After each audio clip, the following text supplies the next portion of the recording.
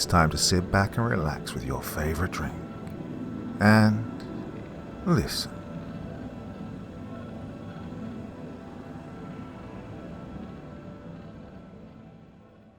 In the penal colony. It's a particular apparatus, said the officer to the traveller, gazing with a certain admiration at the device, with which he was, of course, thoroughly familiar. It appeared that the traveller had responded to the invitation of the commandant only out of politeness, when he had been invited to attend the execution of a soldier condemned for disobeying and insulting his superior. Of course, interest in the execution was not very high, not even in the penal colony itself.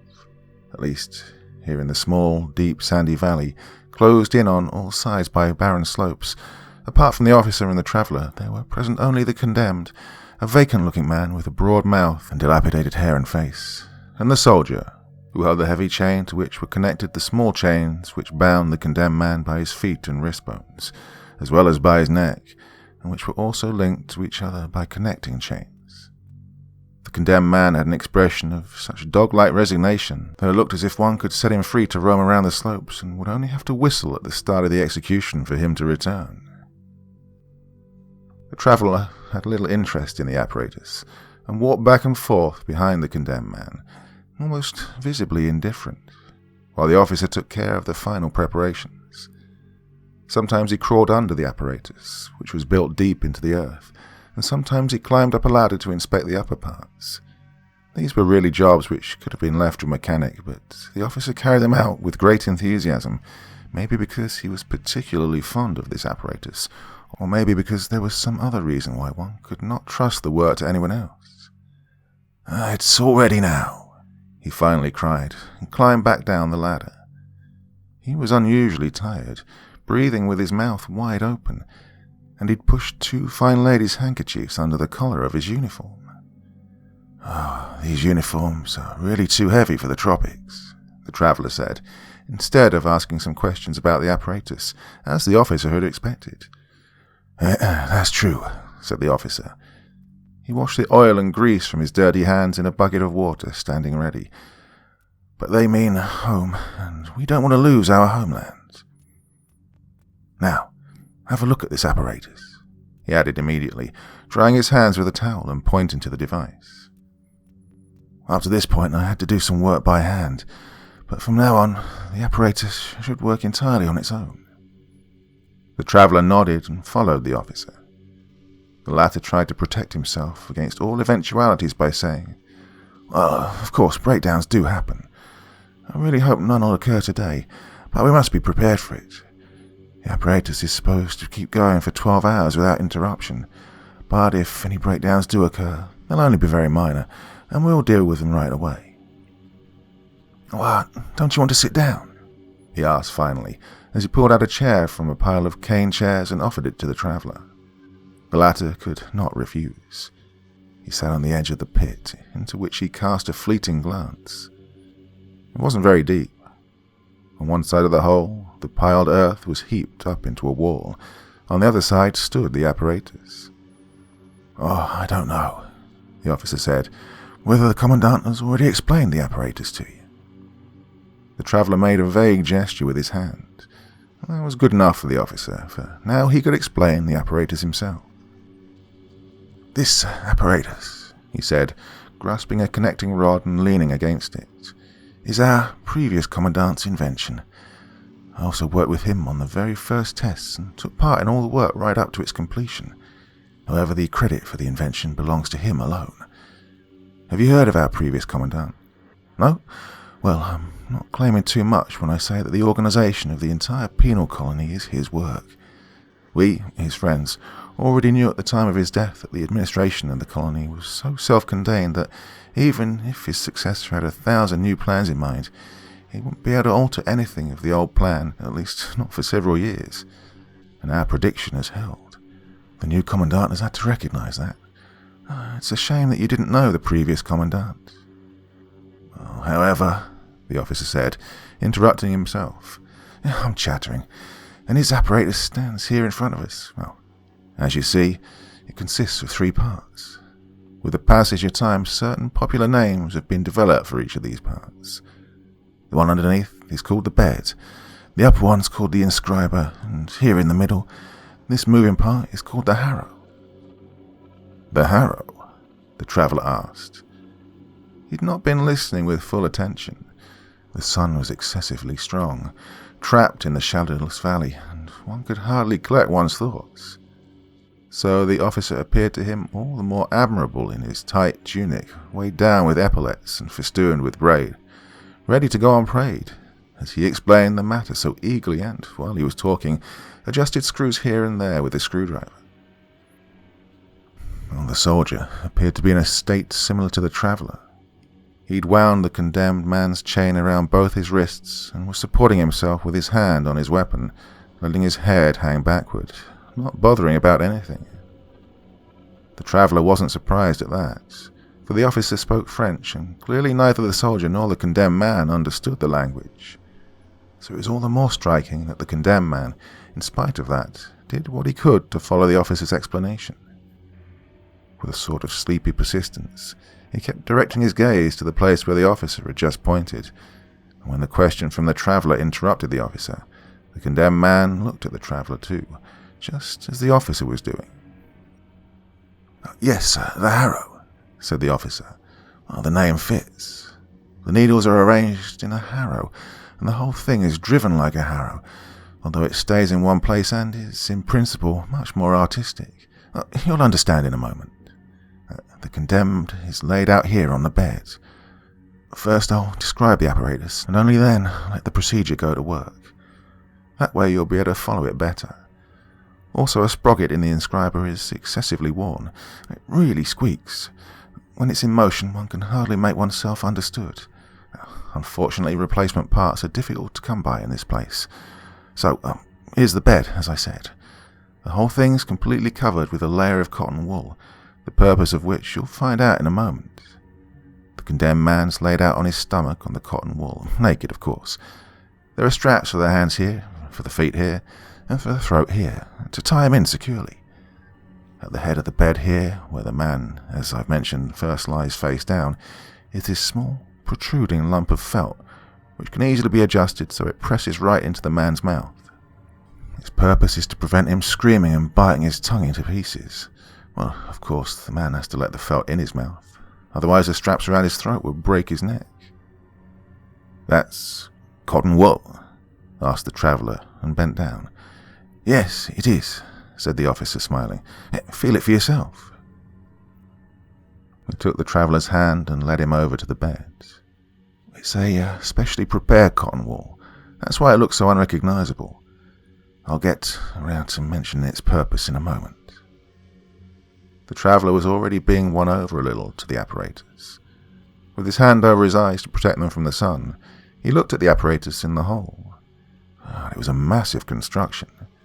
The bed and the inscriber were the same size and looked like two dark chests. The inscriber was set about 2 meters above the bed, and the two were joined together at the corners by 4 brass rods, which almost reflected the sun. The harrow hung between the chests on a band of steel. The officer had hardly noticed the earlier indifference of the traveller, but he did have a sense now of how the latter's interest was being aroused for the first time. So he paused in his explanation in order to allow the traveller time to observe the apparatus undisturbed. The condemned man imitated the traveller, but since he couldn't put his hands over his eyes, he blinked upward with his eyes uncovered.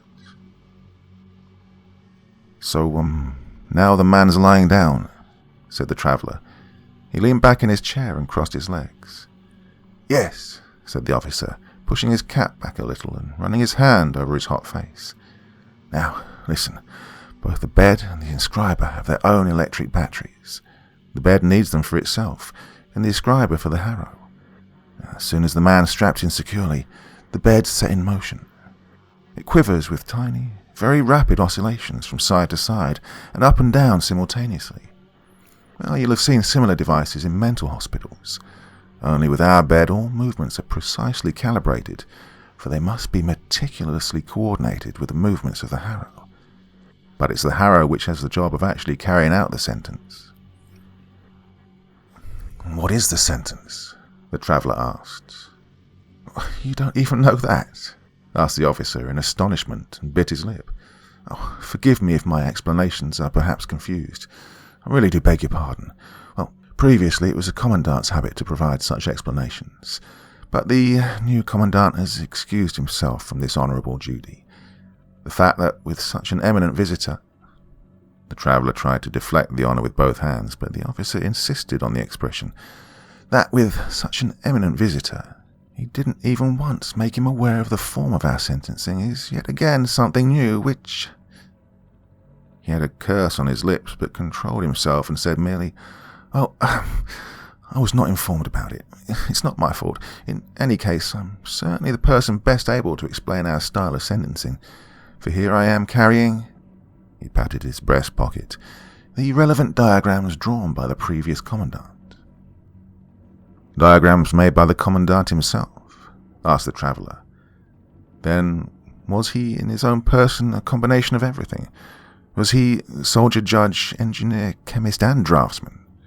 He was indeed, said the officer, nodding his head with a fixed and thoughtful expression. Then he looked at his hands, examining them. They didn't seem to him clean enough to handle the diagrams, so he went to the bucket and washed them again. Then he pulled out a small leather folder and said, Our sentence does not sound severe. A law which a condemned man has violated is inscribed on his body with the harrow.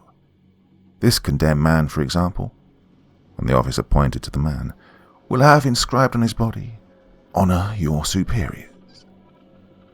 The traveller had a quick look at the man. When the officer was pointing at him, the man kept his head down and appeared to be directing all his energy into listening in order to learn something. The movements of his thick, pouting lips showed clearly that he was incapable of understanding anything.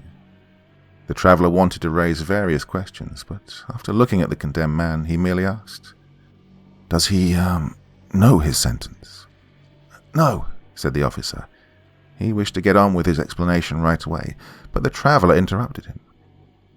He doesn't know his own sentence. No, said the officer once more. He then paused for a moment, as if he was asking the traveller for a more detailed reason for his question, and said, It would be useless to give him that information. He experiences it on his own body. The traveller wanted to keep quiet at this point, but he felt how the condemned man was gazing at him. He seemed to be asking whether he could approve of the process the officer had described. So the traveller, who had up to this point been leaning back, bent forward again and kept up his questions. But does he nonetheless have some general idea that he's being condemned? Not that either, said the officer, and he smiled at the traveller, as if he was still waiting for some strange revelations from him. No, said the traveller, wiping his forehead. Then does the man also not yet know his defence was received?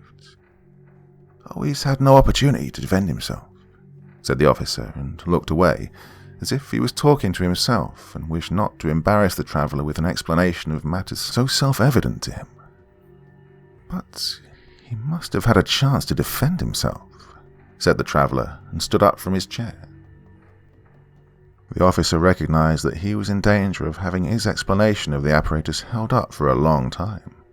So he went to the traveller, took him by the arm, pointed with his hand at the condemned man, who stood there stiffly now that the attention was so clearly directed at him. The soldier was also pulling on his chain, and he said, The matter stands like this. Here in the penal colony, I've been appointed judge, well, in spite of my youth, for I stood at the side of our old Commandant in all matters of punishment, and I also know the most about the apparatus. The basic principle I use for my decisions is this. Guilt is always beyond a doubt. Other courts could not follow this principle, for they are made up of many heads and, in addition, have even higher courts above them. But that's not the case here, or at least it wasn't that way with the previous Commandant. It's true the new Commandant has already shown a desire to get mixed up in my court, but I've succeeded so far in fending him off, and I'll continue to be successful. You want this case explained? It's simple, just like all of them. This morning a captain laid a charge that this man, who was assigned to him as a servant and who sleeps before his door, had been sleeping on duty. for his task is to stand up every time the clock strikes the hour and salute in front of the captain's door. Well, that's certainly not a difficult duty, and it's necessary since he's supposed to remain fresh both for guarding and for service. Yesterday night the captain wanted to check whether his servant was fulfilling his duty. He opened the door on the stroke of 2 and found him curled up asleep. He got his horsewhip and hit him across the face.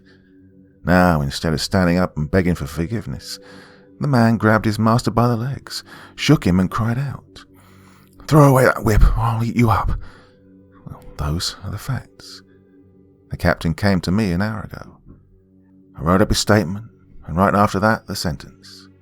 Then I had the man chained up. It was all very simple. If I'd first summoned the man and interrogated him, the result would have been confusion. He would have lied, and if I had been successful in refuting his lies, he would have replaced them with new lies, and so forth. But now I have him, and I won't release him again. Now, does that clarify everything? Time is passing. We should be starting the execution, and I haven't finished explaining the apparatus yet. He urged the traveller to sit down in his chair, moved to the apparatus again, and started. Now, as you see, the shape of the harrow corresponds to the shape of a man. This is the harrow for the upper body, and here are the harrows for the legs. The small cutter is the only one designated for the head. Is that clear to you? He leaned forward to the traveller in a friendly way, ready to give the most comprehensive explanation.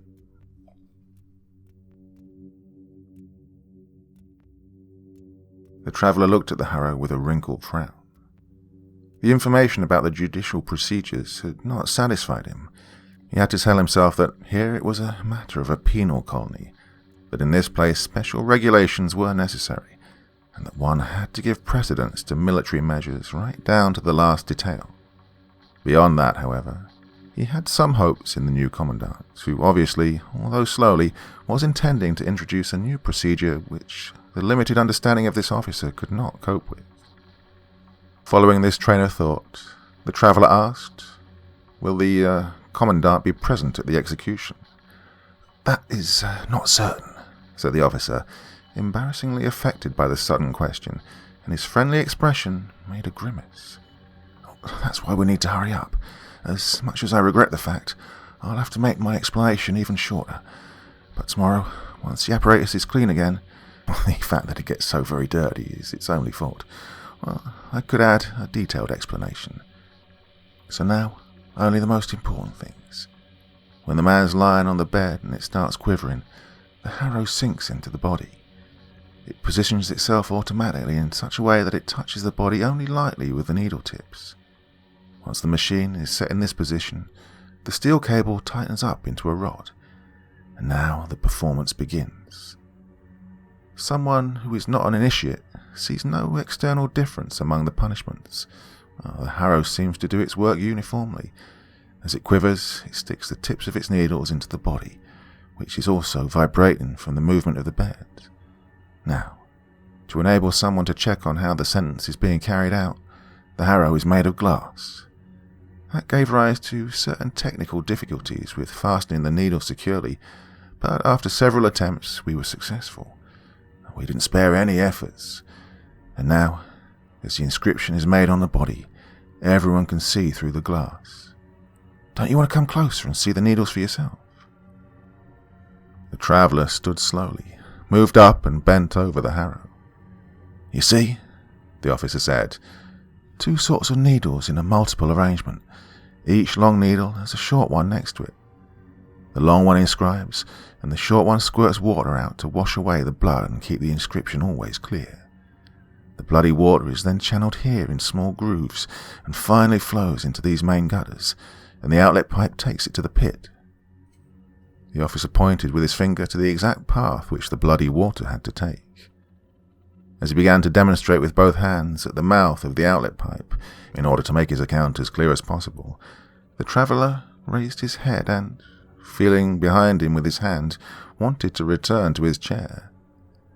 And then he saw to his horror that the condemned man had also, like him, accepted the officer's invitation to inspect the arrangement of the harrow up close. He'd brought the sleeping soldier holding the chain a little forward and was also bending over the glass. One could see how, with a confused gaze, he also was looking for what the two gentlemen had just observed, but how he didn't succeed because he lacked the explanation. He leaned forward this way and that. He kept running his eyes over the glass again and again. The traveller wanted to push him back, for what he was doing was probably punishable. But the officer held the traveller firmly with one hand, and with the other he took a lump of earth from the wall and threw it at the soldier. The latter opened his eyes with a start, saw what the condemned man had dared to do, let his weapon fall, braced his heels in the earth, and pulled the condemned man back, so that he immediately collapsed. The soldier looked down at him as he writhed around, making his chain clink. "Stand him up!"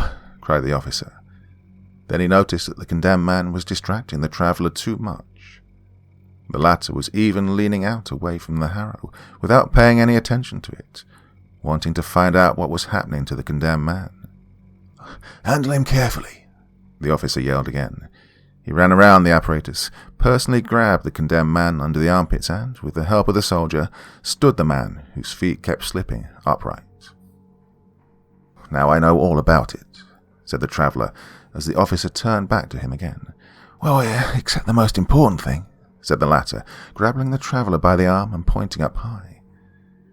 "There in the inscriber is the mechanism which determines the movement of the arrow. And this mechanism is arranged according to the diagram on which the sentence is set down. I still use the diagrams of the previous commandant. Here they are." He pulled some pages out of the leather folder. "Unfortunately, I can't hand them to you. They're the most cherished thing I possess. Well, sit down, and I'll show you them from this distance. Then you'll be able to see it all well." He showed the first sheet. Well, the traveller would have been happy to say something appreciative, but all he saw was a labyrinthine series of lines, crisscrossing each other in all sorts of ways. These covered the paper so thickly that only with difficulty could one make out the white spaces in between. "Read it," said the officer. "I can't," said the traveller. "But it's clear," said the officer. "It's, very elaborate," said the traveller evasively. "I can't decipher it." "Yeah," said the officer, smiling and putting the folder back again. "It's not calligraphy for schoolchildren. One has to read it a long time. You two will finally understand it clearly. Of course, it has to be a script that isn't simple. I mean, you see, it's not supposed to kill right away, but on average over a period of 12 hours. The turning point is set for the 6th hour. There must also be many embellishments surrounding the basic script. The essential script moves around the body only in a narrow belt. The rest of the body is reserved for decoration. Can you now appreciate the work of the harrow and the whole apparatus? Just look at it." He jumped up the ladder, turned a wheel and called down. "Watch out! Move to the side!" Everything started moving. If the wheel hadn't squeaked, it would have been marvellous. The officer threatened the wheel with his fist, as if he was surprised by the disturbance it created. Then he spread his arms, apologizing to the traveller, and quickly clambered down in order to observe the operation of the apparatus from below. Something was still not working properly, something only he noticed. He clambered up again and reached with both hands into the inside of the inscriber. Then, in order to descend more quickly, instead of using the ladder, he slid down on one of the poles and, to make himself understandable through the noise, strained his voice to the limit as he yelled into the traveller's ear. "Do you understand the process? The harrow is starting to write. When it's finished with the first part of the script on the man's back, the layer of cotton wool rolls and turns the body slowly onto its side to give the harrow a new area.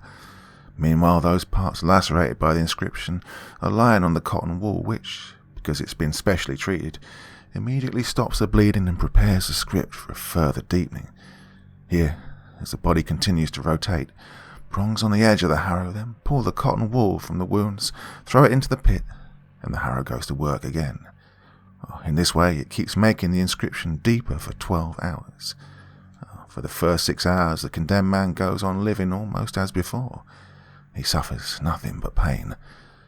After 2 hours, the felt is removed, for at that point the man has no more energy for screaming.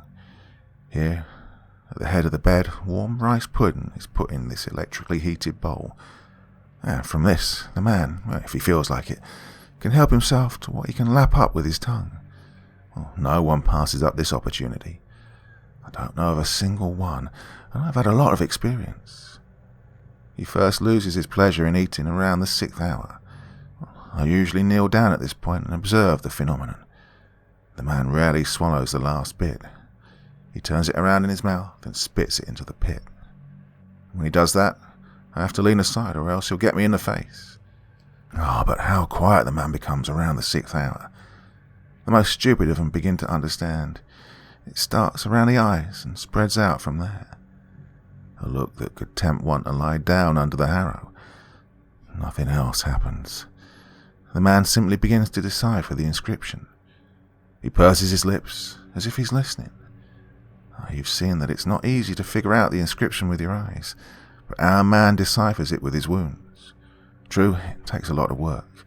It requires 6 hours to complete, but then the arrow spits him right out and throws him into the pit, where he splashes down into the bloody water and cotton wool. And then the judgment is over, and we, the soldier and I, quickly bury him. The traveller had leaned his ear towards the officer, with his hands in his coat pockets, was observing the machine at work. The condemned man was also watching, but without understanding. He bent forward a little and followed the moving needles, as the soldier, after a signal from the officer, cut through his shirt and trousers with a knife from the back, so that they fell off the condemned man. He wanted to grab the falling garments to cover his bare flesh, but the soldier held him up and shook the last rags from him. The officer turned the machine off, and in the silence which then ensued, the condemned man was laid out under the harrow. The chains were taken off and the straps fastened in their place. For the condemned man, it seemed at first glance to signify almost a relief. And now the harrow sunk down a stage lower, for the condemned was a thin man. As the needle tips touched him, a shudder went over his skin. While the soldier was busy with the right hand, the condemned man stretched out his left, with no sense of its direction, but it was pointing to where the traveller was standing. The officer kept looking at the traveller from the side, without taking his eyes off him, as if he was trying to read from his face the impression he was getting of the execution, which he had now explained to him, at least superficially. The strap meant to hold the wrist ripped off. The soldier probably had pulled on it too hard. The soldier showed the officer the torn-off piece of strap, wanting him to help, and so the officer went over to him and said, with his face turned towards the traveller, "This machine is very complicated. Now and then something has to tear or break. One shouldn't let that detract from one's overall opinion. Anyway, we have an immediate replacement for the strap. I'll use a chain, even though that will affect the sensitivity of the movements for the right arm." And while he put the chain in place, he kept talking. "Well, our resources for maintaining the machine are very limited at the moment. Under the previous commandant, I had free access to a cash box specially set aside for this purpose. There was a storeroom here in which all possible replacement parts were kept. Well, I admit, I made almost extravagant use of it. I mean earlier, not now, as the new commandant claims. For him, everything serves only as a pretext to fight against the old arrangements. Now he keeps the cash box for machinery under his own control, and if I ask him for a new strap, he demands the torn one as a piece of evidence. The new one doesn't arrive for 10 days, and it's an inferior brand, of not much use to me. But how I'm supposed to get the machine to work in the meantime without a strap, no one's concerned about that." The traveller was thinking. It's always questionable to intervene decisively in strange circumstances. Well, he was neither a citizen of the penal colony nor a citizen of the state to which it belonged. If he wanted to condemn the execution or even hinder it, people could say to him, "You're a foreigner, keep quiet." He would have nothing in response to that, but could only add that he didn't understand what he was doing on this occasion, for the purpose of his travelling was merely to observe and not to alter people's judicial systems in any way. True, at this point, the way things were turning out, it was very tempting. The injustice of the process and the inhumanity of the execution were beyond doubt. No one could assume that the traveller was acting out of any sense of his own self-interest, for the condemned man was a stranger to him, not a countryman, and not someone who invited sympathy in any way. The traveller himself had letters of reference from high officials and had been welcomed here with great courtesy. The fact that he'd been invited to this execution even seemed to indicate that people were asking for his judgment on this trial. This was all the more likely since the Commandant, as he had now heard only too clearly, was no supporter of this process, and maintained an almost hostile relationship with the officer. Then the traveller heard a cry of rage from the officer. He just shoved the stub of felt in the condemned man's mouth, not without difficulty, when the condemned man, overcome by an irresistible nausea, shut his eyes and threw up. The officer quickly yanked him up off the stump and wanted to turn his head aside toward the pit, but it was too late. The vomit was already flowing down onto the machine. "Oh, this is all the Commandant's fault," cried the officer, and mindlessly rattled the brass rods at the front. "God, my machine's as filthy as a pigsty." With trembling hands, he showed the traveller what had happened. "Oh, haven't I spent hours trying to make the Commandant understand that a day before the execution there should be no more food served? But the new lenient administration has a different opinion. Before the man's led away, the Commandant's women crammed sugary things down his throat. His whole life he's fed himself on stinking fish, and now he has to eat sweets. Oh, but that'll be all right. I'd have no objections, but why don't they get a new felt, the way I've been asking him for 3 months now? How can anyone take this felt into his mouth without feeling disgusted? Or something that 100 men have sucked and bitten on as they were dying?" The condemned man had laid his head down and appeared peaceful. The soldier was busy cleaning up the machine with the condemned man's shirt. The officer went up to the traveller who, feeling some premonition, took a step backwards. But the officer grasped him by the hand and pulled him aside. I want to speak a few words to you in confidence," he said. "May I do that?" "Of course," said the traveller, and listened with his eyes lowered. "This process and execution, which you now have an opportunity to admire, have no more open supporters in our colony. I am its only defender, just as I am the single advocate for the legacy of the old Commandant. I can no longer think about a more extensive organisation of the process. I am using all my powers to maintain what there is at present. When the old Commandant was alive, the colony was full of his supporters. I have something of the old Commandant's power of persuasion, but I completely lack his power. As a result, the supporters have gone into hiding. There are still a lot of them, but no one admits to it.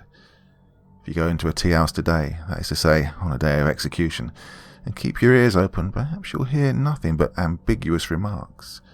Well, they're all supporters, but under the present Commandant, considering his present views, they're totally useless to me. And now I'm asking you, should such a life's work," he pointed to the machine, "come to nothing because of this Commandant and the women influencing him? Should people let that happen? Even if one is a foreigner and only on our island for a couple of days. But there's no time to lose. People are already preparing something against my judicial proceedings. Discussions are already taking place in the Commandant's headquarters, to which I am not invited. Well, even your visit today seems to me typical of the whole situation. People are cowards and sent you out, a foreigner. You should have seen the executions in earlier days. The entire valley was overflowing with people, even a day before the execution. They all came merely to watch. Early in the morning, the Commandant appeared with his women. Fanfares woke up the entire campsite. I delivered the news that everything was ready. The whole society, and every high official had to attend, arranged itself around the machine. The pile of cane chairs is a sorry leftover from that time. The machine was freshly cleaned and glowed. For almost every execution I had new replacement parts. In front of hundreds of eyes, all the spectators stood on tiptoe right up the hills there. The condemned man was laid down under the harrow by the Commandant himself. What nowadays is done by a common soldier was then my work as a senior judge, and it was an honour for me. And then the execution began. No discordant note disturbed the work of the machine. Many people did not look any more at all, but lay down with closed eyes in the sand. They all knew. Now justice was being carried out. In silence, people listened to nothing but the groans of the condemned man, muffled by the felt. Well, these days, the machine no longer manages to squeeze a strong groan out of the condemned man, something the felt is not capable of smothering. But back then, the needles which made the inscription dripped a caustic fluid which we are not permitted to use any more today. Well, and then came the 6th hour. It was impossible to grant all the requests people made to be allowed to watch from up close. The Commandant, in his wisdom, arranged that the children should be taken care of before all the rest. Naturally, I was always allowed to stand close by, because of my official position. Often I crouched down there with 2 small children in my arms, on my right and my left. How we all took in the expression of transfiguration on the martyred face. How we held our cheeks in the glow of this justice, finally attained and already passing away. Oh, what times we had, my friend. The officer had obviously forgotten who was standing in front of him. He put his arm around the traveller and laid his head on his shoulder. The traveller was extremely embarrassed. Impatiently he looked away over the officer's head. The soldier had ended his task of cleaning and had just shaken some rice pudding into the bowl from a tin. No sooner had the condemned man, who seemed to have fully recovered already, noticed this than his tongue began to lick at the pudding. The soldier kept pushing him away, for the pudding was probably meant for a later time, but in any case it was not proper for the soldier to reach in and grab some food with his dirty hands and eat it in front of the famished condemned man. The officer quickly collected himself. "I didn't want to upset you in any way," he said. "I know it's impossible to make someone understand those days now. Besides, the machine still works and operates on its own. It operates on its own even when it's standing alone in this valley. And at the end, the body still keeps falling in that incredibly soft flight into the pit, even if hundreds of people are not gathered like flies around the hole the way they used to be. Back then we had to erect a strong railing around the pit, and it was pulled out long ago." The traveller wanted to turn his face away from the officer and looked aimlessly around him. The officer thought he was looking at the wasteland of the valley, so he grabbed his hands, turned him around in order to catch his gaze, and asked, "Do you see the shame of it?" But the traveller said nothing. The officer left him alone for a while. With his legs apart and his hands on his hips, the officer stood still and looked at the ground. Then he smiled at the traveller cheerfully and said, "Yesterday I was nearby when the Commandant invited you. I heard the invitation. I know the Commandant. I understood right away what he intended with his invitation. Although his power might be sufficiently great to take action against me, he doesn't yet dare to. But my guess is that with you he is exposing me to the judgment of a respected foreigner. He calculates things with care. You're now in your 2nd day on the island. You didn't know the old Commandant and his way of thinking, and you're trapped in a European way of seeing things. Perhaps you're fundamentally opposed to the death penalty in general, and to this kind of mechanical style of execution in particular. Moreover, you see how the execution is a sad procedure, without any public participation, using a partially damaged machine. Now, if we take all this together, so the Commandant thinks, surely one could easily imagine that you would not consider my procedure proper. And if you didn't consider it right, you wouldn't keep quiet about it. Well, I'm still speaking the mind of the Commandant, for you no doubt have faith that your tried and true convictions are correct. It's true that you've seen many peculiar things among many peoples and will learn to respect them. Thus you'll probably not speak out against the procedure with your full power, as you would perhaps in your own homeland, but the Commandant doesn't really need that. A casual word, merely a careless remark, is enough. Doesn't have to match your convictions at all, so long as it corresponds to his wishes. I'm certain he'll use all his shrewdness to interrogate you, and his women will still sit in a circle and perk up their ears. You'll say something like, among us the judicial procedures are different, or, with us the accused is questioned before the verdict, or, we had torture only in the Middle Ages. And for you these observations appear as correct as they are self-evident. Innocent remarks which do not impugn my procedure. But how would a Commandant take them? I see him, our excellent commandant, the way he immediately pushes his stool aside and hurries out to the balcony. I see his women, how they stream after him. I hear his voice. The women call it a thunder voice. And now he's speaking. Oh, a great Western explorer who has been commissioned to inspect judicial procedures in all countries has just said that our process, based on old customs, is inhuman. After the verdict of such a personality, it is, of course, no longer possible for me to tolerate this procedure. So from this day on, I am ordering, and so on and so forth. Oh, you want to intervene. You didn't say what he's reporting. You didn't call my procedure inhuman. By contrast, in keeping with your deep insight, you consider it most humane and most worthy of human beings. You also admire this machinery, but, it's too late. You don't even go onto the balcony, which is already filled with women. You want to attract attention. You want to cry out, but a lady's hand's covering your mouth, and I and the commandant's work are lost. The traveller had to suppress a smile. So the work which he had considered so difficult was easy.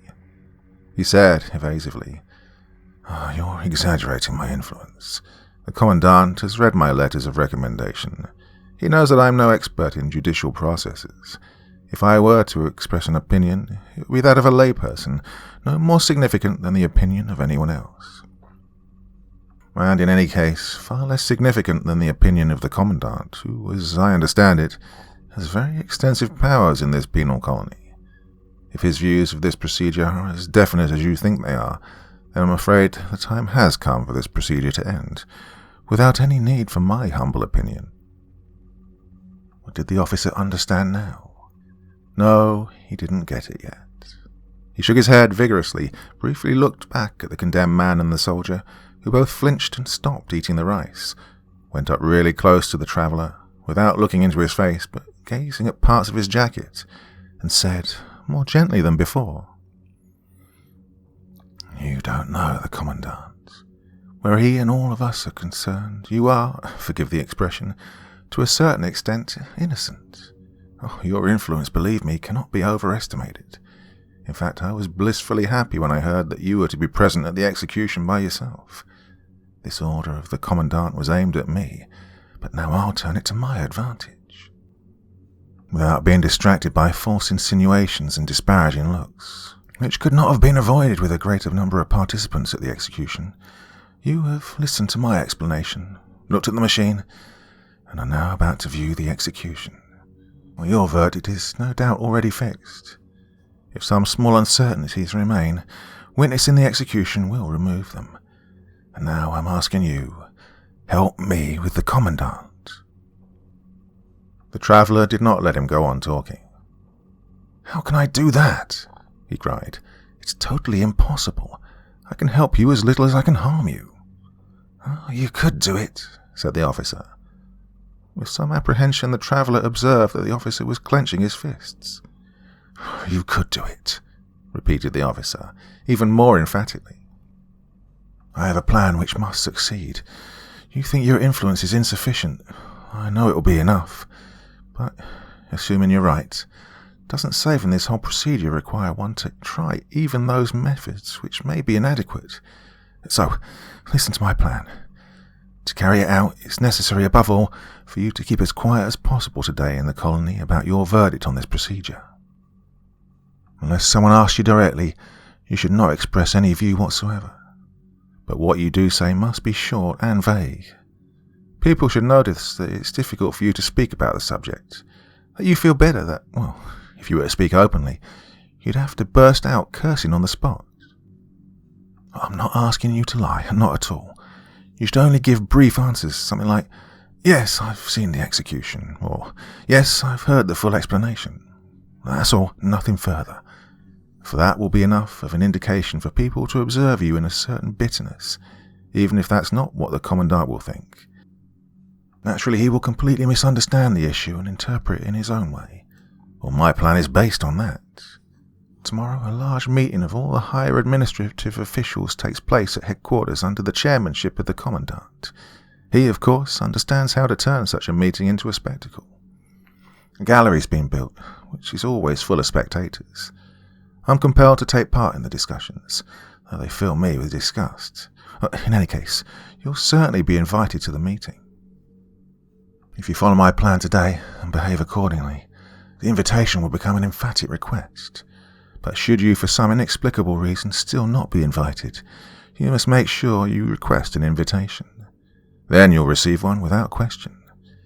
Now, tomorrow you're sitting with the women in the commandant's box.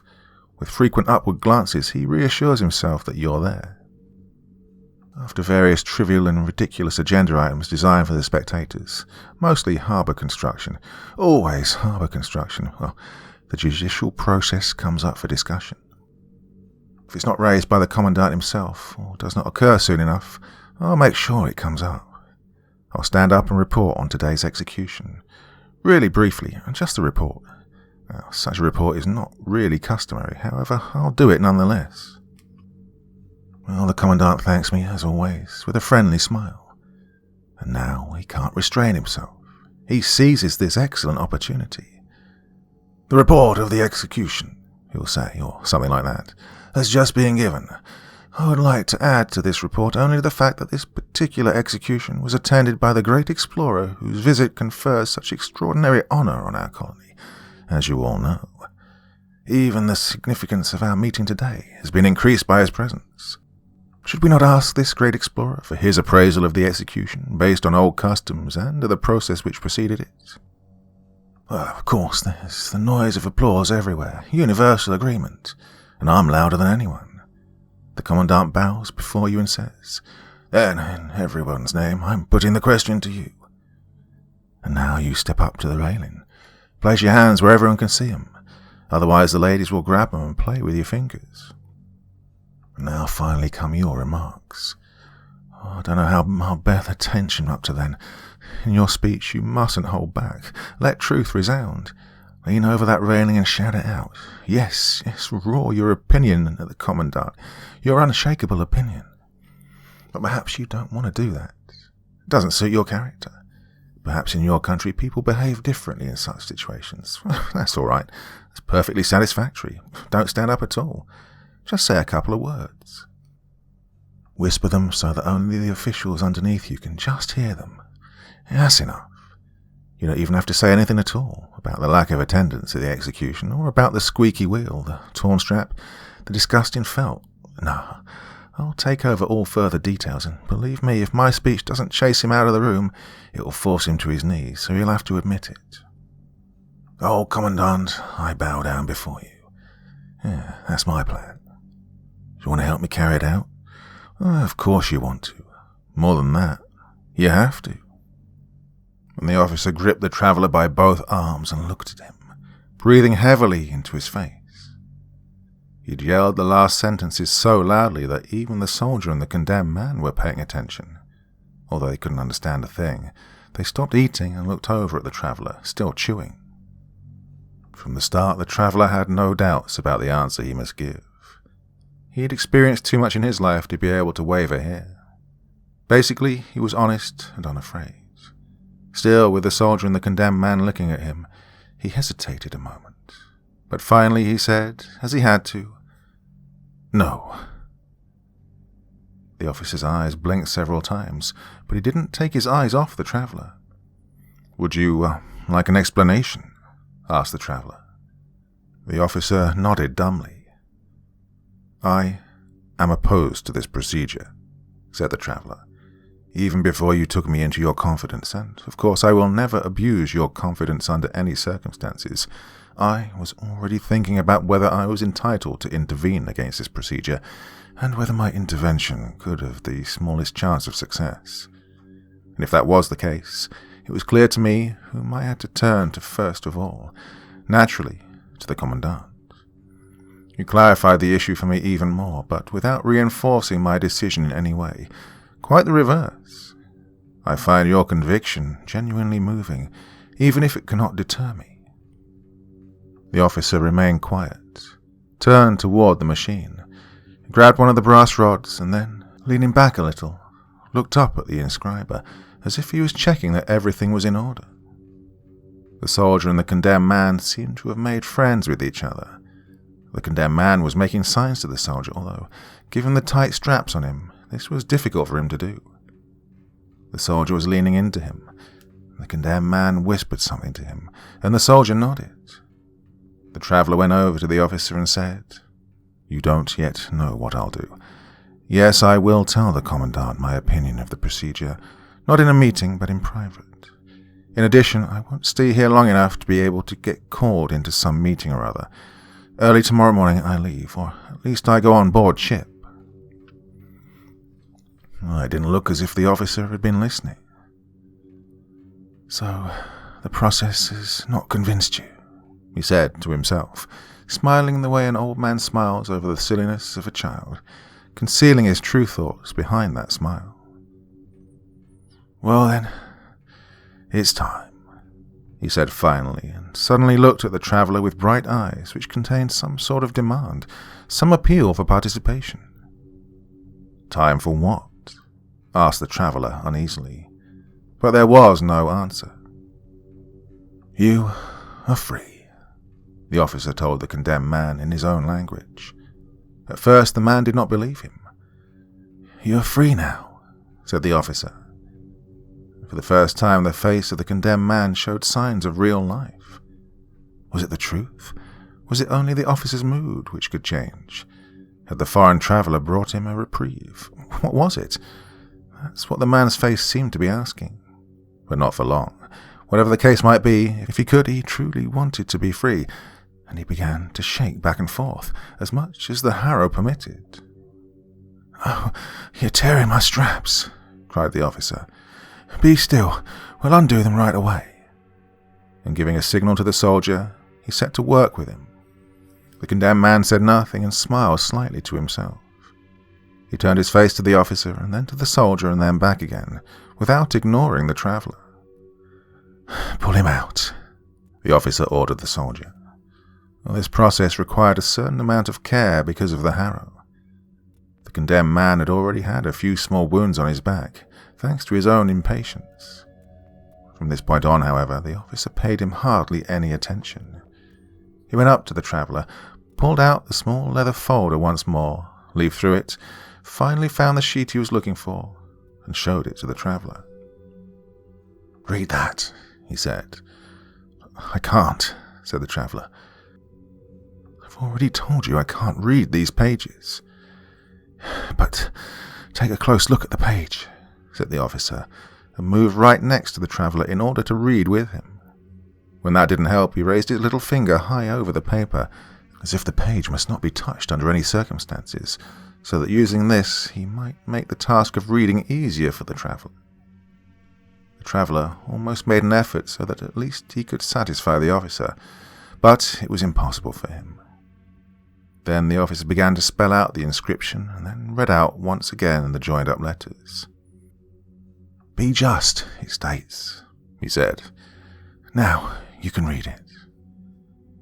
The traveller bent so low over the paper that the officer, afraid that he might touch it, moved it further away. The traveller didn't say anything more, but it was clear that he was still unable to read anything.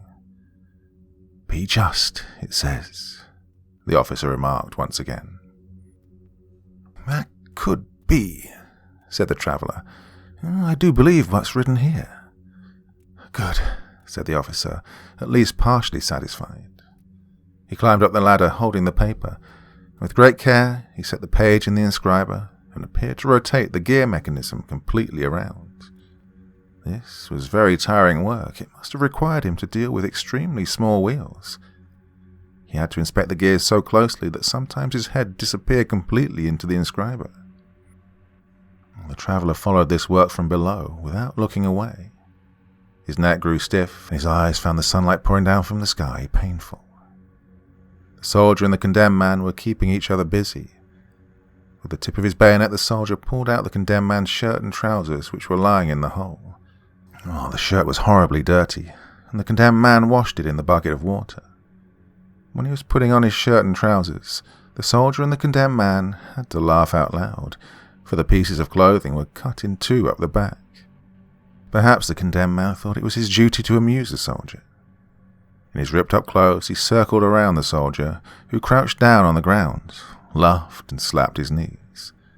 but they restrained themselves out of consideration for the two gentlemen present. When the officer was finally finished up on the machine, with a smile he looked over the whole thing and all its parts one more time, and this time closed the cover of the inscriber, which had been open up to this point. He climbed down, looked into the hole, and then at the condemned man, observed with satisfaction that he'd pulled out his clothes, and then went to the bucket of water to wash his hands, recognized too late that it was disgustingly dirty, and was upset that now he couldn't wash them. Finally he pushed them into the sand. This option didn't satisfy him, but he had to do what he could in the circumstances. Then he stood up and began to unbutton the coat of his uniform. As he did this, the two ladies' handkerchiefs, which he'd pushed into the back of his collar, fell into his hands. "Here, you have your handkerchiefs," he said, and threw them over to the condemned man. And to the traveller he said by way of an explanation, "Presents from the ladies." In spite of the obvious speed with which he took off the coat of his uniform and then undressed himself completely, he handled each piece of clothing very carefully, even running his fingers over the silver braids of his tunic with special care and shaking a tassel into place. But in great contrast to this care, as soon as he was finished handling an article of clothing, he immediately flung it angrily into the hole. The last items he had left were his short sword and its harness. He pulled the sword out of its scabbard, broke it in pieces, gathered up everything, the pieces of the sword, the scabbard, and the harness, and threw them away so forcefully that they rattled against each other down in the pit. Now he stood there naked. The traveller bit his lip and said nothing, for he was aware what would happen, but he had no right to hinder the officer in any way. If the judicial process to which the officer clung was so close really to the point of being cancelled, perhaps as a result of the intervention of the traveller, something to which he for his part felt duty-bound, then the officer was now acting in a completely correct manner. In his place, the traveller would not have acted any differently. The soldier and the condemned man at first didn't understand a thing. To begin with, they didn't look, not even once. The condemned man was extremely happy to get the handkerchiefs back, but he couldn't enjoy them for very long, for the soldier snatched them from him with a quick grab, which he had not anticipated. The condemned man then tried to pull the handkerchiefs out of the soldier's belt, where he'd put them for safekeeping, but the soldier was too wary, so they were fighting, half in jest. Only when the officer was fully naked did they start to pay attention. The condemned man especially seemed to be struck by a premonition of some sort of significant transformation. What had happened to him was now taking place with the officer. Perhaps this time the procedure would play itself out to its conclusion. Well, the foreign traveller had probably given the order. So that was revenge. Without having suffered all the way to the end himself, nonetheless he would be completely revenged. A wide, silent laugh now appeared on his face and did not go away. The officer, however, had turned towards the machine. If earlier on it had already become clear that he understood the machine thoroughly, one might well get alarmed now at the way he handled it and how it obeyed. He had only had to bring his hand near the harrow for it to rise and sink several times, until it had reached the correct position to make room for him. He only had to grasp the bed by the edges, and it had already begun to quiver. The stump of felt moved up to his mouth. One could see how the officer really didn't want to accept it, but his hesitation was only momentary. He immediately submitted and took it in. Everything was ready, except that the straps still hung down on the sides, but they were clearly unnecessary. The officer did not have to be strapped down. When the condemned man saw the loose straps, he thought the execution would be incomplete unless they were fastened. He waved eagerly to the soldier, and they ran over to strap in the officer. The latter had already stuck out his foot to kick the crank designed to set the inscriber in motion, and then he saw the two men coming, so he pulled his foot back and let himself be strapped in. But now he could no longer reach the crank.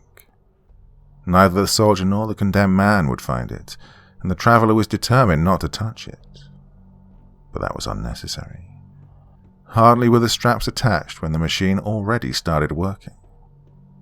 The bed quivered, the needles danced on his skin, and the harrow swung up and down. The traveller had already been staring for some time before he remembered that a wheel in the inscriber was supposed to squeak, but everything was quiet, without the slightest audible hum. Because of its silent working, the machine did not really attract attention. The traveller looked over at the soldier and the condemned man. The condemned man was the livelier of the two. Everything in the machine interested him. At times he bent down, at other times he stretched up, all the time pointing with his finger in order to show something to the soldier. For the traveller, it was embarrassing. He was determined to remain here until the end, but he could no longer endure the sight of the two men. "Go home," he said. Well, the soldier might have been ready to do that, but the condemned man took the order as a direct punishment. With his hands folded, he begged and pleaded to be allowed to stay there. When the traveller shook his head and was unwilling to give in, he even knelt down. Seeing that orders were of no help here, the traveller wanted to go over and chase the two away. Then he heard a noise from up in the inscriber. He looked up. So was the gear wheel going out of alignment. But, it was something else. The lid on the inscriber was lifting up slowly. Then it fell completely open. The teeth of a cogwheel were exposed and lifted up. And soon the entire wheel appeared. It was as if some huge force was compressing the inscriber so that there was no longer sufficient room for this wheel. The wheel rolled all the way to the edge of the inscriber, fell down, rolled upright a bit in the sand, and then fell over and lay still. But already up on the inscriber another gear wheel was moving upwards, and several others followed, large ones, small ones hard to distinguish. With each of them the same thing happened. One kept thinking that now the inscriber must surely be empty, but then a new cluster with lots of parts would move up, fall down, roll in the sand, and lie still. With all this going on, the condemned man totally forgot the traveller's order. The gear wheels completely delighted him. He kept wanting to grab one, and at the same time he was urging the soldier to help him. But he kept pulling his hand back, startled, for immediately another wheel followed, which, at least in its initial rolling, surprised him. The traveller, by contrast, was very upset. Obviously, the machine was breaking up. Its quiet operation had been an illusion. He felt as if he had to look after the officer, now that the latter could no longer look after himself. But while the falling gear wheels were claiming all his attention, he had neglected to look at the rest of the machine. However, when he now bent over the harrow, once the last gear wheel had left the inscriber, he had a new, even more unpleasant surprise. The harrow was not writing, but only stabbing, and the bed was not rolling the body, but lifting it, quivering up into the needles. The traveller wanted to reach in to stop the whole thing, if possible. This was not the torture the officer wished to attain. It was murder, pure and simple. He stretched out his hands, but at that point the harrow was already moving upwards and to the side, with the skewered body, just as it did in the other cases, but only in the 12th hour. Blood flowed out in hundreds of streams, not mixed with water. The water tubes had also failed to work this time. Then one last thing went wrong. The body would not come loose from the needles. Its blood streamed out, but it hung over the pit without falling. The harrow wanted to move back to its original position, but as if it realized that it could not free itself of its load, it remained over the hole. "Help!" the traveller yelled out to the soldier and the condemned man, and grabbed the officer's feet. He wanted to push against the feet himself and have the two others grab the officer's head from the other side, so he could be slowly taken off the needles. But now the two men could not make up their mind whether to come or not. The condemned man turned away at once. The traveller had to go over him and drag him to the officer's head by force. At this point, almost against his will, he looked up at the face of the corpse. It was as it had been in his life. He could find no sign of the promised transfiguration. What all the others had found in the machine, the officer had not. His lips were pressed firmly together. His eyes were open and looked as they had been when he was alive. His gaze was calm and convinced. The tip of a large iron needle had gone through his forehead. As the traveller, with the soldier and the condemned man behind him, came to the first houses in the colony, the soldier pointed to one and said, "That's the tea house." On the ground floor of one of the houses was a deep, low room, like a cave, with smoke-covered walls and ceiling. On the street side, it was open along its full width.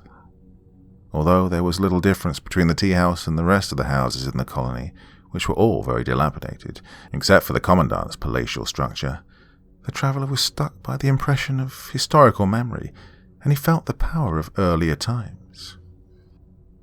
Followed by his companions, he walked closer, going between the unoccupied tables which stood in the street in front of the tea house, and took a breath of the cool, stuffy air which came from inside.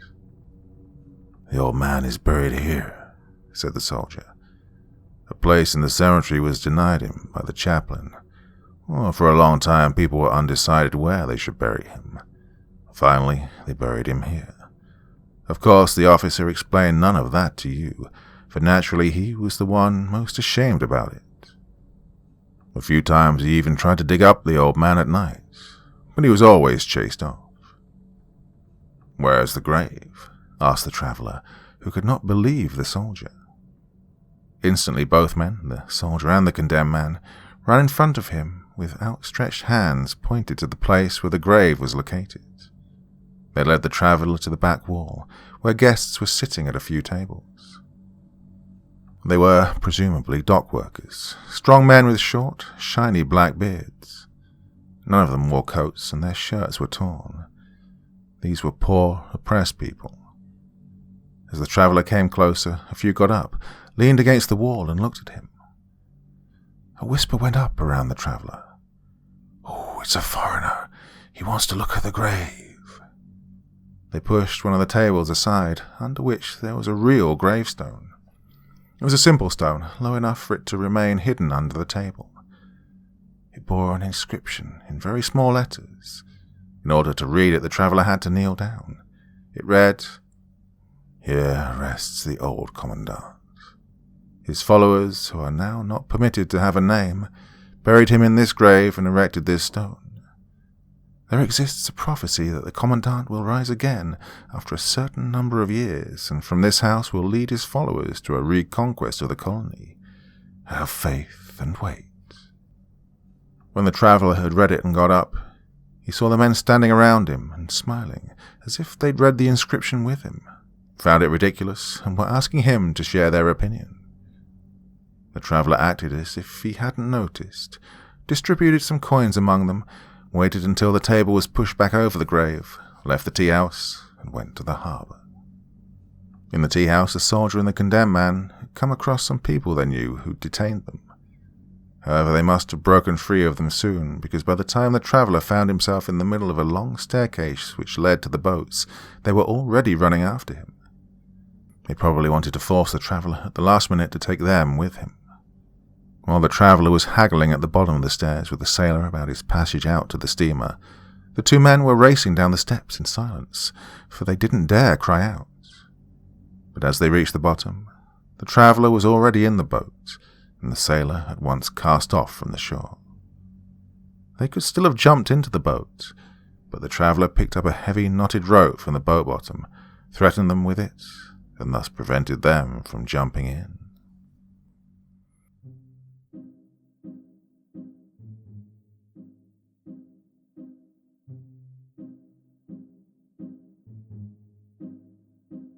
Well, a Kafka-esque story, quite literally. That's right, Franz Kafka. Can you believe I got you to listen to Kafka? That's pretty damn good, wasn't it? Not quite what you expect, maybe, if you're not familiar with his work, but, well, it kind of, I was on a bit of a search today for what I was going to read to you, and it popped up, and I thought, well, why the hell not? Very, very intriguing story. Makes you think about justice and the meaning of justice, and your certain perspective on it. Or maybe it doesn't at all. Maybe it was just a good story. Who cares? It's St. Patrick's Day. Get yourself a Guinness if you like that kind of thing. and get out there and enjoy. Well, don't get out there and enjoy. Stay in and enjoy. What on earth am I talking about? Well, that's enough for me for one evening. I'll be back again tomorrow with a podcast on my other channel and wherever you happen to get your podcasts. Dr. Creepen's Jungle. Some exclusive material there that I haven't read before anywhere else. So make sure you give it a listen. Well, enough for me for now. Back again tomorrow, like I said, and back here on Friday with more joy and love to spread. Till then, very, very sweet dreams and bye-bye.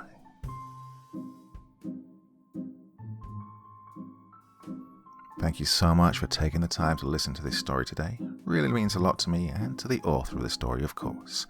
Well, if you want to know more about me, I'm pretty much everywhere on social media. You can find me on Facebook, Twitter, Instagram. You can download my music on SoundCloud. I've got a Patreon if you feel like. Throw me $1 or $2. Very much appreciated. And of course, on Reddit, I have a place where you can leave stories if you want me to read one that you've written. Well, hoping to see you all again very soon. Till then, sweet dreams, and bye-bye.